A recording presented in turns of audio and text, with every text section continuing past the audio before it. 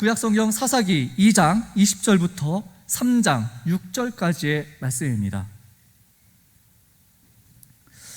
사사기 2장 20절부터 3장 6절까지의 말씀입니다. 한 절씩 교독하도록 하겠습니다. 여호와께서 이스라엘에게 진노하여 이르시되 이 백성이 내가 그들의 조상들에게 명령한 언약을 어기고 나의 목소리를 순종하지 아니하였은즉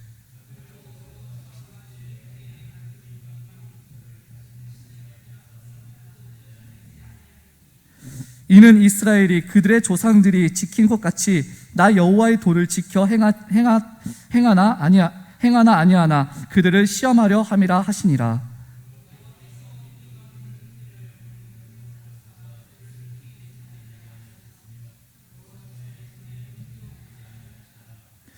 여호와께서 가나안의 모든 전쟁들을 알지 못한 이스라엘을 시험하려 하시며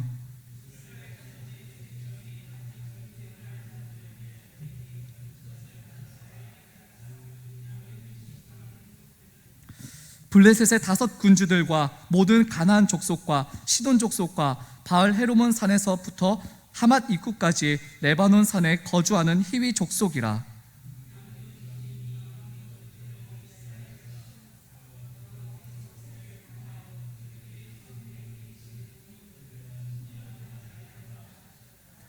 그러므로 이스라엘 자손은 가나안 족속과 헷 족속과 아모리 족속과 브리스 족속과 히위 족속과 여부스 족속 가운데 거주하면서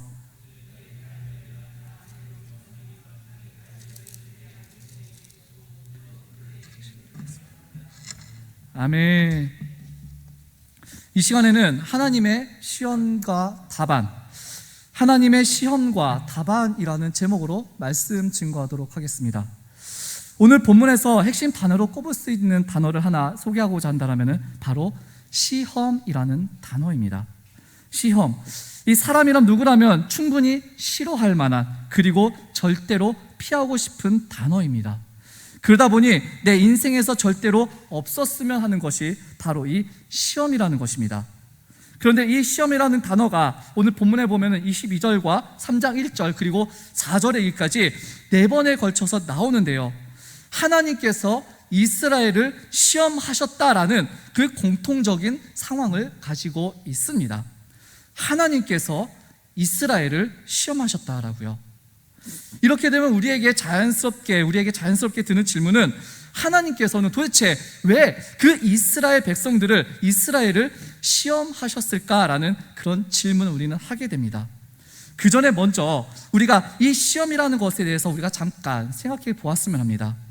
시험은 아무것도 없는 것이 아니라 시험이라는 것은요, 목적이라는 것이 있습니다. 그 목적이 무엇일까요?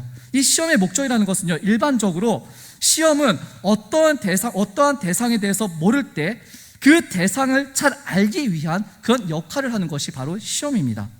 마치 학교에서 중간고사나 기말고사를 보듯이 그 시험을 통하여서 그 사람이 어떠한 실력이나 수준을 가지고 있는지 파악하기 위한 그런 용도로 주로 사용하는 것이 바로 이 시험입니다.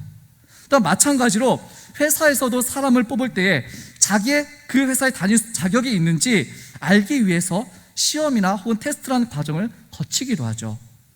또한 뿐만 아니라 물건을 만들면 그것이 정상적으로 작동하는지 그 여부를 판단하기 위해서, 불량품인지 아닌지 판단하기 위해서 시험을 하기도 하고, 또 우리가 사람과 사람 사이 관계에서도 이 사람이 믿을 만한 사람인지 아닌지 알기 위해서도 우리는 그 사람을 시험할 때도 있다라는 것입니다. 그러고 보면 우리 주위에는요, 참 크고 작은 그 시험의 이 과정들과 그런 순간들이 굉장히 많이 있음을 우리는 알게 됩니다. 어떠한 대상에 대해서 그것을 알기 위해서 하고자 하는 그런 시험. 그렇다면 이 시험이라는 것을 하나님에게 한번 대입해 볼까요? 오늘 본문에 나오는 것처럼 하나님께서는 이스라엘을 그렇게 시험하셨다라고 하셨는데, 우리가 이것을 조금만 더 생각해 본다면요, 하나님께서 도대체 왜 이스라엘을 시험하셨을까라는 그런 것보다도 전지전능하신 그 하나님께서는 굳이 시험이라는 것을 하실 필요가 있으실까라는 그런 원초적인 질문에 우리는 이르게 됩니다. 하나님께서는요, 어떠한 것에 대해서, 그리고 어떠한 사람에 대해서 하나님께서는 모르시는 것이 있을까요? 아니요, 없습니다. 그럼 그렇게 모든 것을 다 아시는 그 분께서 왜 그 백성들을 시험하시려고 하는 걸까요? 하나님이 그들을 골탕 먹이시려고, 그들에게 고난과 어려움을 주려고 그런 목적으로 일부러 시험하시는 걸까요? 아닙니다. 우리가 이렇게 그저 하나님의 측면에서 그 시험이라는 것을 생각하게 된다면요, 우리는 이해하기 어려운 것들, 우리의 상식으로는 이해할 수 없는 것들이 분명히 생기게 됩니다. 그렇기 때문에 우리는 이 시험이라는 것에 대해서 이해할 수 없는 이유들 때문에 때로는 하나님을 원망하기도 하고, 때로는 그것들 때문에 좌절하기도 한다는 것입니다. 때로는 어떻게 해서든 기도하면서 이 시험에 대해서 우리는 이해하려고 노력하지만은 그 시험 넘어 크신 하나님의 생각과 계획을 우리는 다 알기에는 우리는 부족하다는 것은 우리 분명한 사실입니다.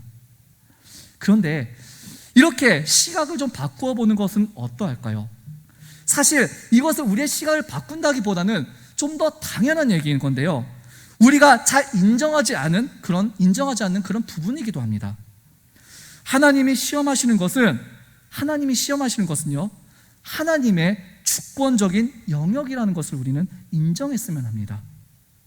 하나님께서 그분의 뜻에 따라 그분의 선한 뜻을 이루시기 위해서 우리에게 다양한 방법으로 여러 가지 시험을 허락하십니다. 다시 말해서 하나님이 허락하시는 그 시험은 하나님의 선하신 뜻을 이루기 위해서 하나님으로부터 오는 것이라는 것입니다.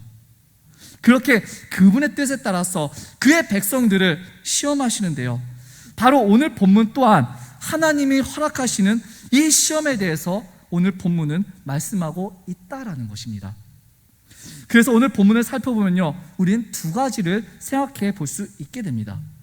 첫 번째로 하나님이 이스라엘에게 허락하신 시험이 무엇인지, 그리고 두 번째로 왜 그런 시험을 허락하셨는지, 그 시험의 이유를 우리는 생각해 볼 수 있다는 것입니다. 그래서 우리도 그 시험을 만날 때에 어떠한 자세로 우리가 그 시험을 대처해야 되는지 함께 오늘 본문을 통하여서 은혜를 나누기를 소망합니다. 먼저 오늘 본문에서 우리는요, 하나님이 허락하신 그 시험이 무엇인지 그 정체를 먼저 우리는 알 수가 있는데요, 오늘 본문 20절과 23절 우리 함께 4절 함께 읽어보도록 하겠습니다. 20절부터 23절까지입니다. 함께 읽겠습니다. 시작.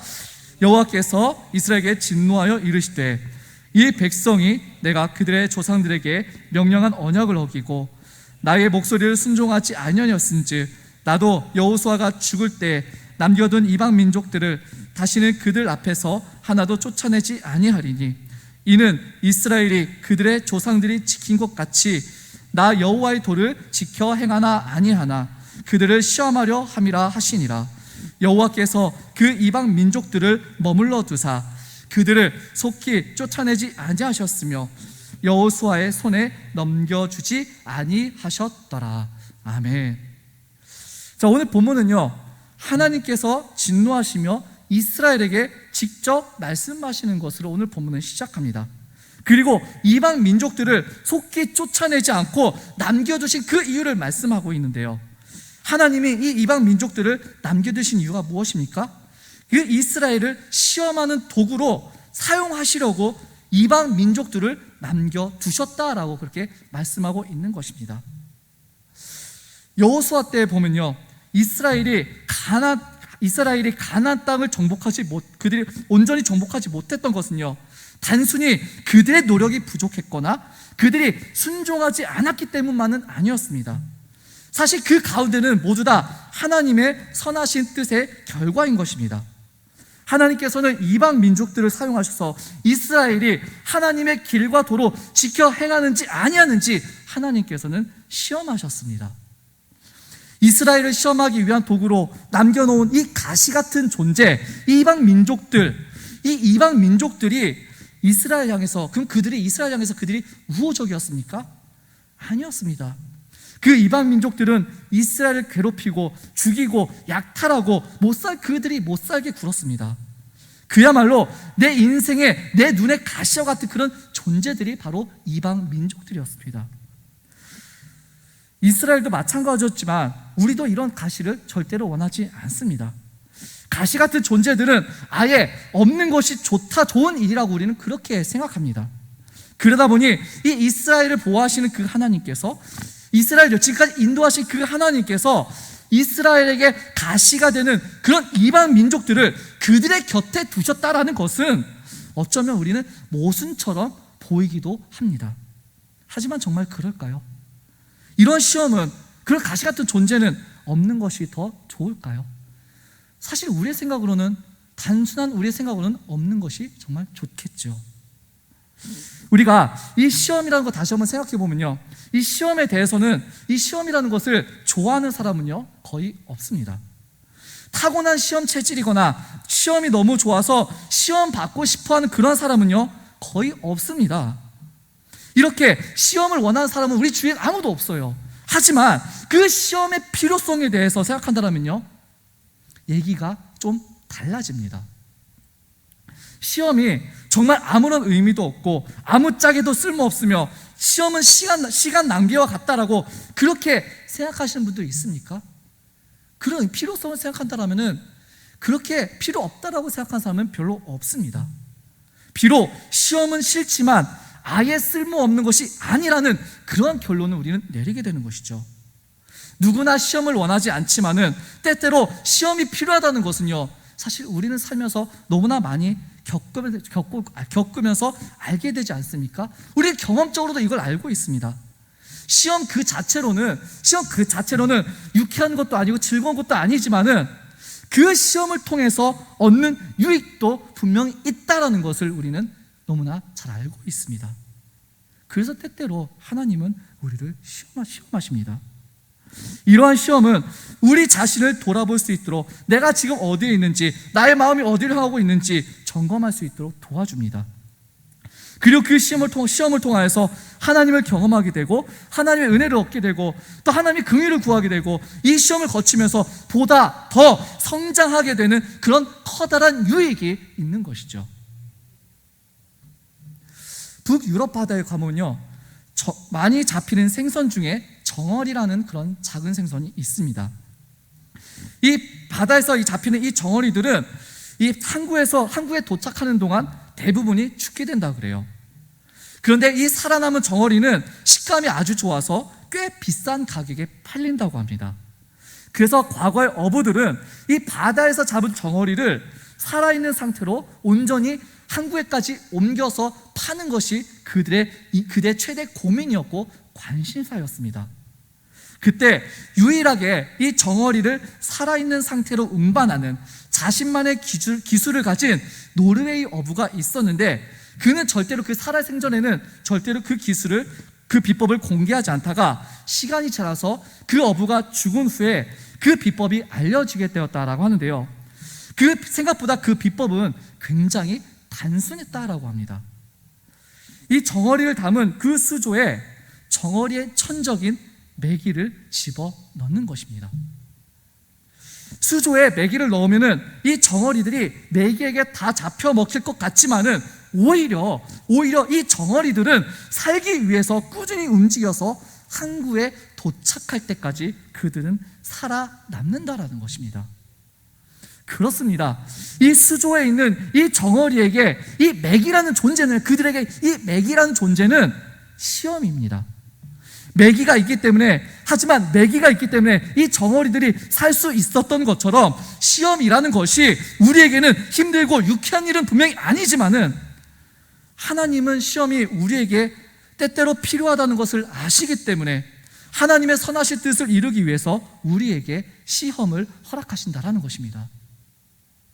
그리고 하나님은 이스라엘에게 수조의 메기와 같은 그런 이방 민족들을 남겨두셨고 그 이방 민족들을 사용하셔서 이스라엘을 시험하시고 또 나중에는 그들 징계하시고 심판하셨던 것입니다.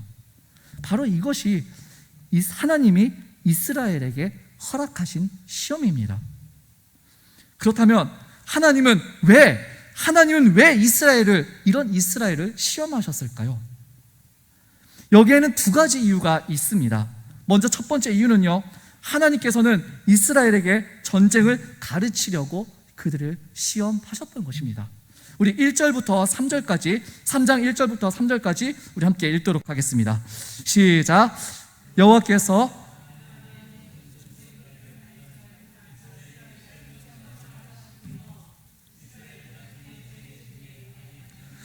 알지 못하는 자들에게 그것을 가르쳐 알게 하려 하사 남겨두신 이방 민족들은 블레셋 5 군주들과 모든 가나안 족속과 시돈 족속과 바알 헤르몬 산에서부터 하맛 입구까지 레바논 산에 거주하는 히위 족속이라. 아멘.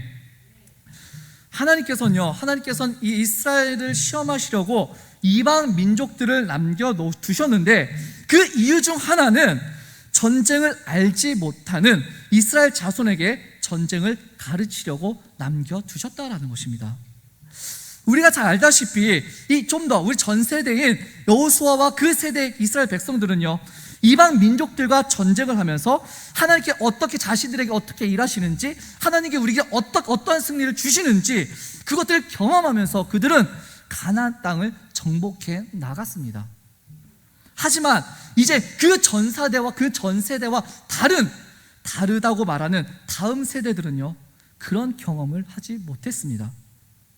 그래서 하나님께서는 그들에게 전쟁을 가르치려고 이방 민족들을 남겨두셨는데요, 여기서 우리가 질문하게 되는 것은 도대체 하나님께서 왜 이 전쟁을 통해서 하나님께 그들 도대체 무엇을 가르치려고 하셨는가라는 그런 질문을 우리는 또한 하게 된다는 것입니다. 다시 말해서 이 이스라엘이 전쟁에서 배워야 하는 것이 무엇인지를 우리는 생각하게 된다는 것입니다. 전쟁을 합니다. 이 전쟁에서 가장 중요한 것이 무엇일까요? 전쟁에서 가장 중요한 것이요, 전쟁에서 가장 무엇보다도 가장 중요한 것은요, 그 전쟁에서 이기는 것입니다. 화력이나 군사력, 어떤 그런 전술, 이런 것도 중요하지만 만약 그 전쟁에서 패배한다면요, 그 모든 것은요 사실상 쓸모없게 되는 것과 마찬가지이기 때문입니다. 그래서 하나님께서는 그들에게 전쟁에서 승리하는 법을 그들에게 가르쳐 주시기를 원하셨던 것이죠. 그렇다면 이스라엘이 이 전쟁에서 이기려면 그들은 어떻게 해야 했을까요? 필승의 전략을 세우고 무기 사용법을 익히고 훈련되어야 되고, 또 부대가 훈련되고 적의 공격에 따라서 어떻게 그들은 대응해야 되는지, 이런 전쟁 기술들을 그들은 배우는 것으로 끝일까요? 물론 이런 것들도 분명히 중요합니다. 하지만 이스라엘이 진짜 전쟁에서 이기는 비결은 하나님께서 이미 모세를 통해서 이미 말씀하셨다라는 것입니다. 애굽에서 나온 이스라엘 백성들 앞에 넓은 바다가 가로막고 있을 때였습니다. 뒤에는 애굽의 전차와 병사들이 흙먼지를 일으키면서 추격하고 있었고, 모든 백성들은 눈앞에 보이는 그 절망이라는 것에 그들은 혼란스러워하며 울부짖을 때에 모세가 홍해 앞에서 이스라엘 백성들에게 이렇게 선포했습니다. 우리 출애굽기 14장 13절과 14절 말씀 함께 읽겠습니다. 시작.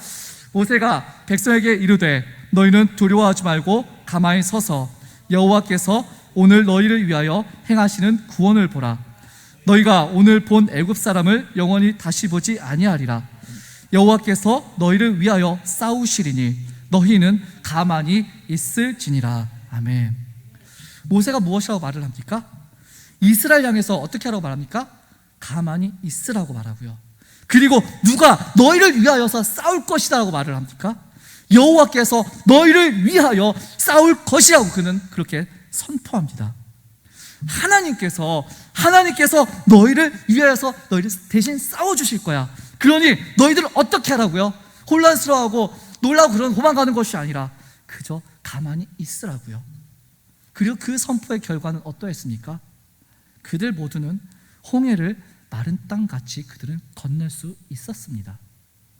또한 여리고성을 점령할 때도 마찬가지입니다.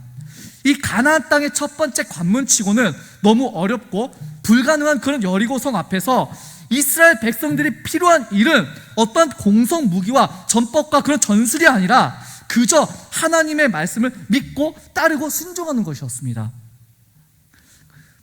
우리가 보기에는 믿어지지 않는 비상식적인 그런 하나님의 전쟁 방법이었지만은 그 하나님의 말씀에 순종하여 여리고성을 돌았을 때에 하나님께서는 이스라엘 대신하여 싸워주셨고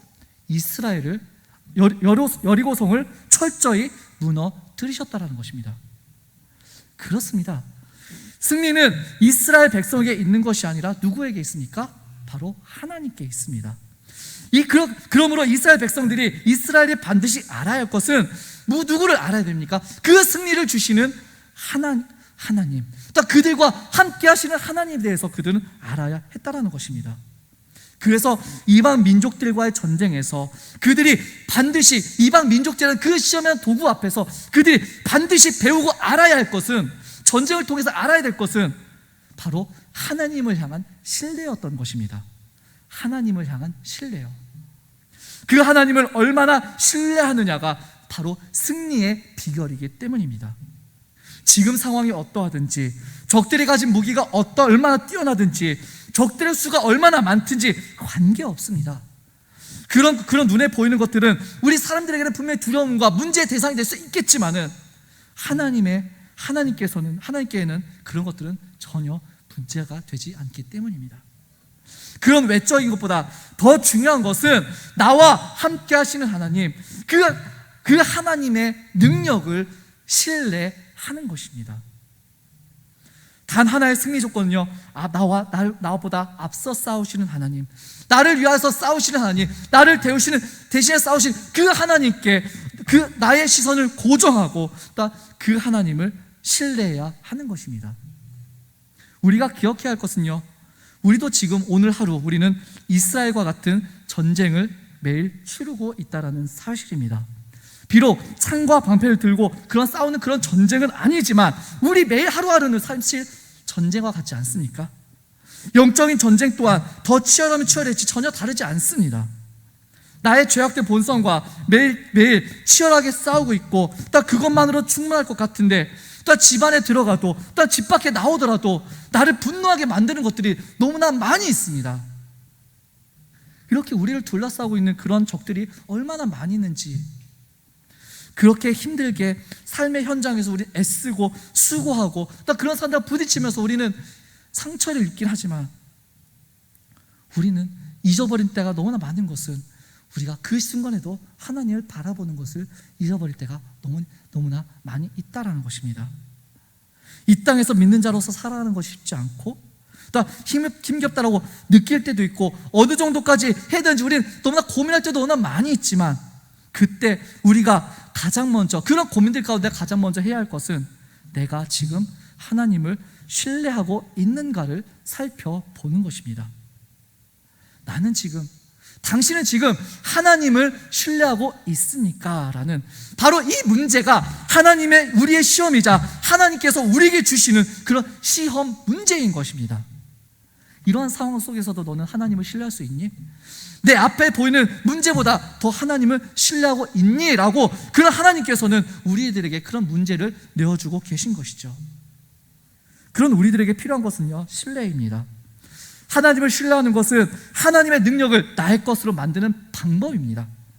그래서 우리가 나와 함께 하신 그 하나님을 신뢰한다면 하나님이 허락하시는 여러 가지 그 시험을 통해서 하나님의 능력을 우리는 분명히 경험하게 될 것입니다. 하나님께서 마찬가지입니다.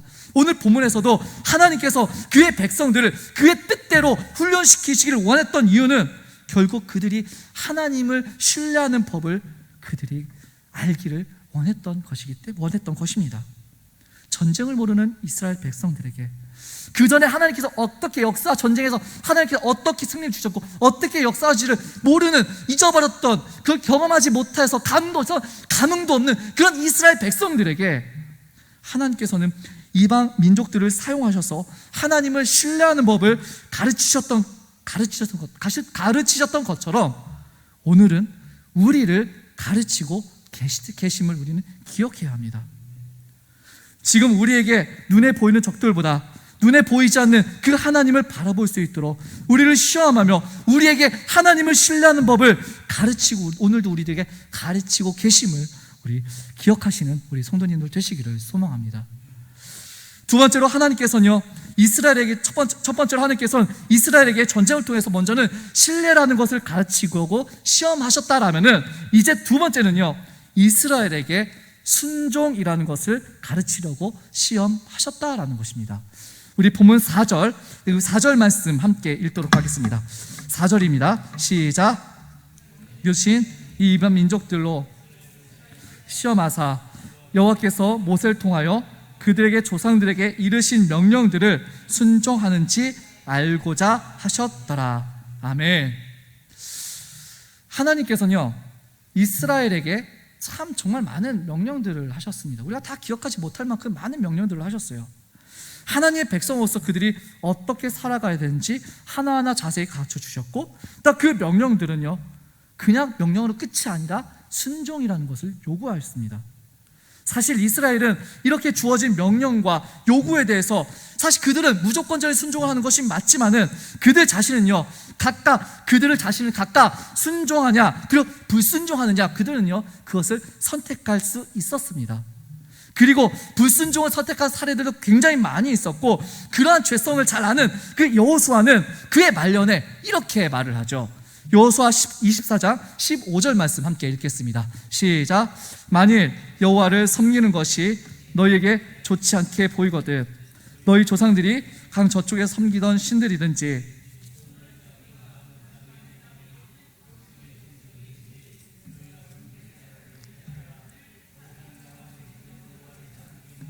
아니, 아멘. 자, 여호수아가 뭐라고 말을 합니까? 너희가 섬길 자를 어떻게 해요?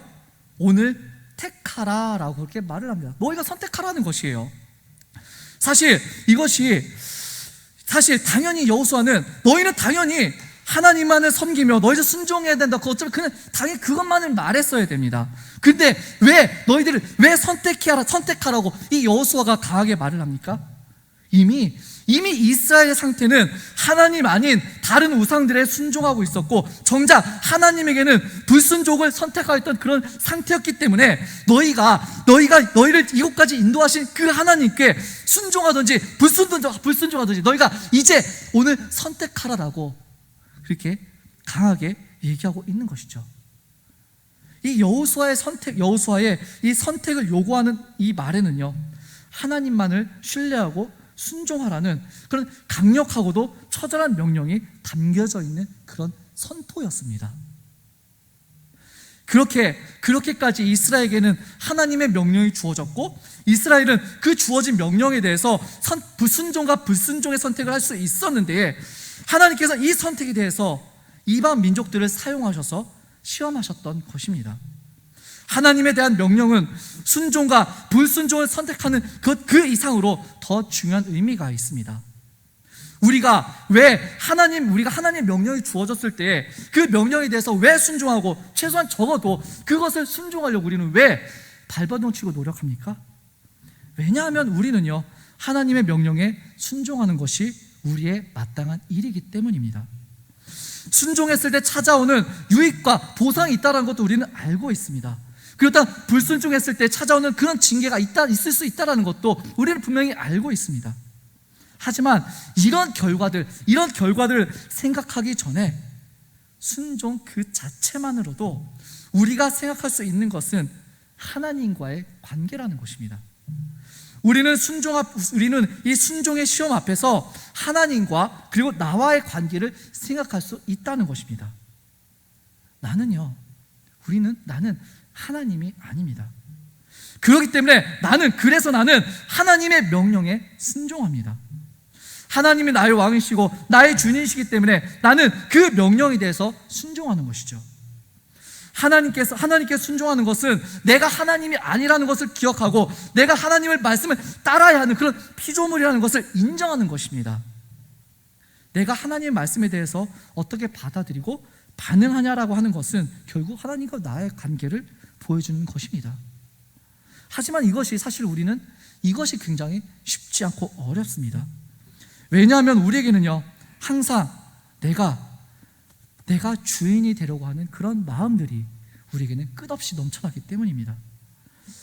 계속해서 하나님의 관계 속에서 내가 갑이 되려고 하고 내가 먼저가 되려고 하는 것들이 우리는 그런 것들이 많기 때문입니다.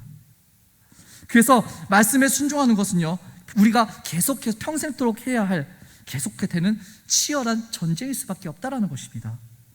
하나님 명령에 순종하느냐, 순종하지 않느냐가 우리에게 계속된 시험인 것이죠. 그리고 우리는 그 시험으로 끝이 아니라 그 시험을 통하여서 나의 부족함을 깨닫게 되고 나의 연약함을 알게 되고 그때마다 우리는요, 하나님의 은혜와 하나님의 긍휼을 우리는 구할 수밖에 없다라는 것입니다. 왜냐고요? 왜냐하면 우리는 내 힘으로 안 되는 것이 너무나 많이 있기 때문입니다. 어쩌면 내 힘으로 안 된다라는 이 당연한 사실을 우리가 일상생활에서나 내가 평안할 때 보통 이것을 깨닫게 되나요? 아니요. 안타깝게도 시험을 통해서 어려운 일이 있을 때 우리는 주로 이 사실을 절실히 깨달을 때가 너무나 많이 있습니다. 우리의 순종이 자연스럽고 우리가 완벽한 순종을 오늘 하고 있다라면은 아무런 문제도 없고 어쩌면 이런 시험 자체도 없을지도 모릅니다. 하지만 그럼에도 이 시험이 필요한 것은요, 이렇게 부족한 우리가, 연약한 우리가 이 시험을 통하여서 성장할 수 있기 때문입니다. 그렇게 되면 우리가 그렇게 성장하고 성숙하면 하나님이 기뻐하시는 곳으로 우리는 한 걸음 더 나아갈 수 있게 되고 우리는 조금 더 주님을 닮아갈 수 있기 때문입니다. 말씀을 정리합니다. 하나님께서는 우리에게 많은 말씀들을 주셨습니다. 그리고 그 말씀들을 내가 얼마나 신뢰하고 순종하느냐에 따라서 하나님과의 관계 안에서 누릴 수 있는 그런 풍성함이 달라집니다. 하나님께서는요, 그 풍성한 은혜의 자리로 우리를 인도하시기 위해서 다양한 방법으로 때때로 우리를 시험하시기도 합니다. 하나님께서는 때로 가족이나 직장 동료, 친척이나 이웃들이라는 그런 다양한 도구들을 사용하기도 하시고 때로는 하나님이 침묵하시고 계시는 것 같은 그런 상황을 허락하실 때도 있고 또한 내가 할 수 있는 것은 아무것도 없는 그런 절망적이고 답답한 그런 상황을 주기도 하십니다. 그렇게 우리는 서로 각자대로의 그 상황에 따라서 정말 다양한 시험을 경험하며 그리고 겪으며 우리는 살아가고 있습니다. 그런데 정말 감사한 것은요, 정말 이렇게 너무나 많은 크고 작은 너무나 많은 다양한 그런 시험들이 있지만은, 정말 까다로운 시험 문제들이 있지만은 하나님께서는 그 모든 시험에 대해서 정답을 이미 알려주셨다라는 것입니다. 그 답이 무엇이냐면요, 아브라함이 우리에게 바로 그 모범 답안을 보여주었습니다. 하나님은 아브라함에게 누구도 풀 수 없을 만큼 정말 어렵고 까다로운 시험 문제를, 우리 생각을 초월하는 그런 문제를 그에게 주셨습니다. 바로 100세 때 얻은 그 아들 이삭을 바치라는 문제이자 시험이었던 것이죠. 아브라함은 그 어려운 문제를 어떻게 풀어가는지 한번 말씀을 함께 보겠습니다. 22장 7절과 8절 말씀 함께 읽겠습니다. 창세기 22장 7절과 8절입니다. 시작. 이삭이 그 아버지 아브라함에게 말하여 이르되 내 아버지여 하니 그가 이르되 내 아들아 내가 여기 있노라. 이삭이 이르되 불과 나무는 있거니와 번제할 어린 양은 어디 있나이까. 아브라함이 이르되 내 아들아 번제할 어린 양은 하나님이 자기를 위하여 친히 준비하시려 하고 두 사람이 함께 나아가서. 아멘. 그 하나님의 시험에 대한 이 아브라함의 그 풀이 과정과 그리고 답은 간단했습니다. 그는 신뢰라는 과정으로 시험을 풀었고 또한 순종이라는 답을 제출했습니다. 그리고 그 과정과 그 답은 하나님을 기쁘시게 했고 하나님이 인정하셨습니다. 하나님은 아브라함을 시험하시면서 이미 순양을 준비해 두셨지만은 아브라함은 그 사실을 몰랐습니다. 그런데 아브라함은 하나님을 신뢰함으로 이렇게 고백합니다. 어린 양은 하나님이 친히 준비하시리라라고요. 바로 아브라함은 이렇게 하나님을 신뢰했고 그 하나님께 순종했던 것입니다. 우리는 신뢰와 순종이라는 이 두 과목으로 우리는 계속해서 앞으로도 평생토록 우리는 이 두 과목을 이 부과목이라는 시험 과목을 계속해서 우리는 치르게 될 것입니다. 크고자 하는 그런 시험들 속에서 우리 성도님들은 어떤 답을 제출하고 계십니까? 하나님은 선하신 계획을 가지고 그분의 뜻대로 우리에게 다양한 시험을 허락하십니다. 그리고 우리에게 물어보시죠. 너는 나를 신뢰하느냐라고요. 그럴 때 우리는 어떻게 답해야 할까요? 우리의 삶에서, 우리 성도님들의 삶에서 순종으로 답하시기를 소망합니다. 제가 주님을 신뢰함으로 순종하겠습니다 라고요. 오늘의 시험과 아픔, 그리고 그 고민 가운데에서 그 주님의 긍휼을 간절히 바라보면서 나를 바른 길로 인도하시고 주님의 뜻을 알아가는 그 길로 인도하실 줄을 믿으면서 오늘 하루 가운데서도 순종하도록 하겠다고 믿음의 고백을 하는 우리 중앙교회 성도님들 되시기를 주님의 이름으로 축원합니다. 우리 이 시간 말씀을 기억하면서 함께 기도했으면 좋겠습니다. 우리 함께 기도할 때, 하나님, 오늘의 시험 가운데서도 하나님을 신뢰하고 또 하나님께 순종하게 하여 주시옵소서. 오늘 이 시험 가운데서도 하나님 인자하신 그 하나님을 생각하면서 하나님께 긍휼을 구하는 저희들의 삶이 될 수 있도록 하여 주시옵소서. 이런 어려움과 시험 가운데서도 하나님을 버리지 아니하고 하나님을 잊어버리지 아니하고 그 하나님을 붙잡는 하나님의 뜻을 위해서 기도하는 저희들 되게 해달라고 우리 시간 주여 한 번 부르짖고 함께 기도하겠습니다. 주여!